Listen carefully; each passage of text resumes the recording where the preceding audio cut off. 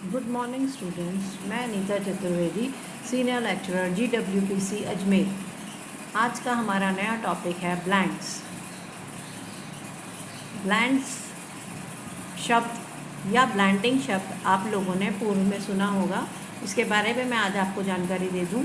Fibre blends and combinations are those fabric in which 2 or more textile fibers are used. The fibers can be blended or combined in various yarn and fabric structures.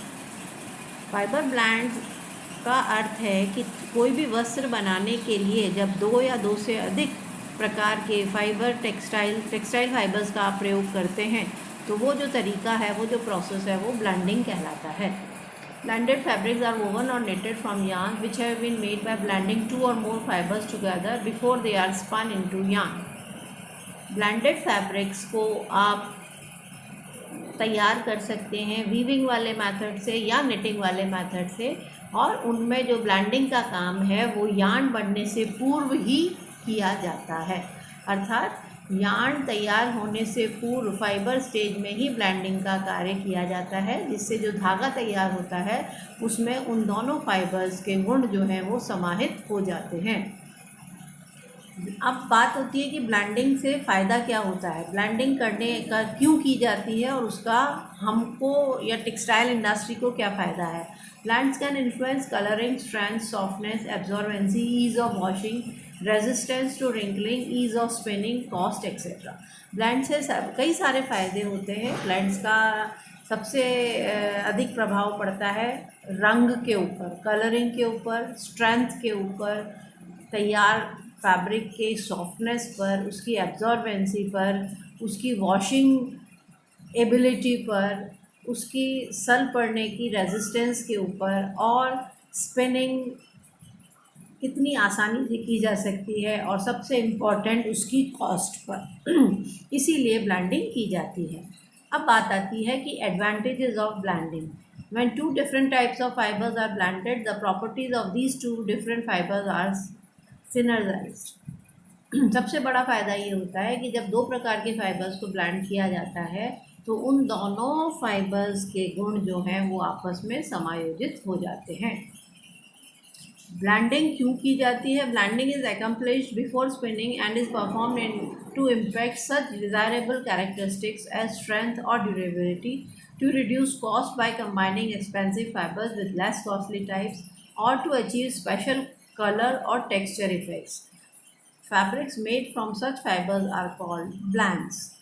Blending जो है वो अधिकांशतः spinning से पूर्व ही की जाती है, और ब्लेंडिंग करने से किसी भी तैयार मटेरियल की स्ट्रेंथ और ड्यूरेबिलिटी पर असर पड़ता है, वो इम्प्रूव होती है, और तैयार जो प्रोडक्ट है, तैयार जो टेक्सटाइल है, उसकी कॉस्ट जो होती है वो कम की जा सकती है महंगे फाइबर्स के साथ, कम महंगे टाइप के फाइबर्स को मिक्स करके। फॉर एग्जांपल सिल्क बहुत महंगा है, तो सिल्क के साथ अगर आप रेयॉन की ब्लेंडिंग कर देंगे तो जो तैयार प्रोडक्ट होगा उसकी कॉस्ट जो है वो मार्केट में कम पड़ेगी। और इससे क्या होता है, ब्लेंडिंग करने से दूसरा बड़ा फ़ायदा क्या होता है कि स्पेशल कलर और टेक्सचर का इफ़ेक्ट हमको ब्लेंडिंग से प्राप्त होता है। फैब्रिक्स जो तैयार होते हैं जो अलग अलग प्रकार के फाइबर से, उनको हम जनरली ब्लेंड्स कहते हैं। 59 to 50 blend produces more softer and more absorbent fabric. Polyester when blended with cotton contributes more strength, wrinkle resistance and shape retention. Cotton produces comfort as it provides absorbency and heat conduction. अब आप देखिए, जब 2 प्रकार के fibres को blend किया जाता है तो क्या हो रहा है कि हमको दोनों फाइबर्स के गुण तैयार फैब्रिक के अंदर मिल रहे हैं। उदाहरण के तौर पर जब पॉलिस्टर को कॉटन के साथ ब्लेंड किया जाता है तो आप लोग को पता है कि पॉलिस्टर बहुत अच्छी स्ट्रेंथ रखने वाला, रिंकल रेजिस्टेंस रखने वाला, शेप रिटेन करने वाला फाइबर है। उसको जब आप कॉटन के साथ मिक्स कर दोगे तो क्या होगा, मजबूती के साथ आपको कंफर्ट भी मिलेगा, और जो उसमें आपको गर्मी लगने की जो टेंडेंसी है नायलॉन पॉलिस्टर में वो कॉटन मिक्स होने के साथ वो चीज़ जो है कम हो जाएगी। मतलब कि आप जब ब्लेंडेड फैब्रिक पहनेंगे तो उसमें मजबूती के साथ साथ आपको कंफर्ट का गुण भी प्राप्त होगा, इसलिए ब्लेंडिंग की जाती है। पॉलिस्टर को कॉटन के साथ क्यों ब्लेंड किया जाता है? For a number of reasons related to the cost, performance, washability and colour fastness of the fabric. Polyester can be cheaper than cotton fibre, so it may be blended to make the fabric more affordable. अब बात आती है कि इसके अलावा क्यों आप blending करते हैं। तो हम पॉलिस्टर के साथ कॉटन की ब्लेंडिंग करते हैं कि एक तो उसकी कीमत जो है वो प्रभावित होती है, उसकी परफॉर्मेंस प्रभावित होती है, उसकी वॉशेबिलिटी प्रभावित होती है और उसकी कलर फास्टनेस प्रभावित होती है।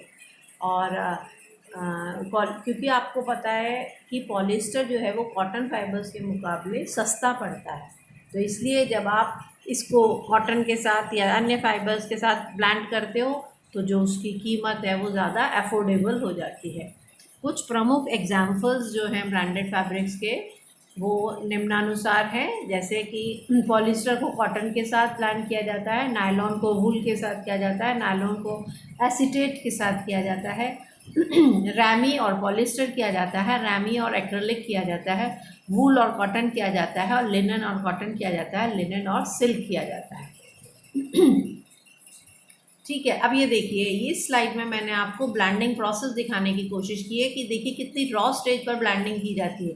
फाइबर स्टेज पर ही डिफरेंट टाइप के फाइबर्स को मिक्स किया जाता है, उनको बड़ी बड़ी इंडस्ट्रीज़ में प्रोसेसिंग के लिए भेज दिया जाता है, वहीं पर मिक्सिंग शुरू हो जाती है और फिर उससे तैयार ब्लेंडेड फाइबर यार्न स्टेज पर हमको प्राप्त होते हैं और फिर उनसे फैब्रिक तैयार किए जाते हैं।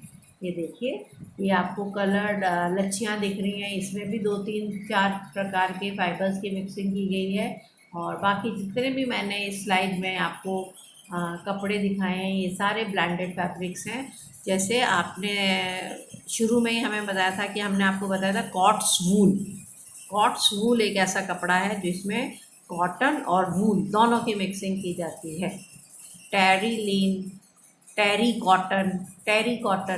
नहीं, टेरी कॉटन, जिसमें टेरिलीन और कॉटन की मिक्सिंग की जाती है। तो इससे क्या होता है कि मार्केट में कपड़ा जो है वो विभिन्नताएं लिए हुए उपलब्ध होता है और कस्टमर को उससे काफ़ी फ़ायदा होता है, उसकी कॉस्ट अफोर्डेबल हो जाती है, उसको अच्छे अच्छे नए नए रंग shades, bright shades, variety of shades जो है वो अवेलेबल हो पाते हैं। तो ये था हमारा टॉपिक ब्लेंडेड। आशा है आपको समझ में आएगा। Thank you very much.